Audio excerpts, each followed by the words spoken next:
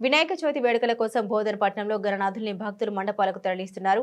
నేటి నుండి ప్రారంభమయ్యే వేడుకలను అంగరంగ వైభవంగా నిర్వహించేందుకు భక్తులు వేలు వెచ్చించి ఆకర్షణీయమైన వినాయకుల్ని కొనుగోలు చేసి మండపాలకు తరలిస్తున్నారు. బాజా భజంత్రీలు, డీజే పాటలతో యువకులు ఉత్సాహంగా గణనాథులను తమ కాలనీలు, గ్రామాలకు తీసుకెళ్తున్నారు. ఇదిలా ఉంటే గణనాథులు కొలువు తీరేందుకు భక్తులు మండపాలను ప్రత్యేక అలంకరణతో ఆకట్టుకునేలా తీర్చిదిద్దుతున్నారు.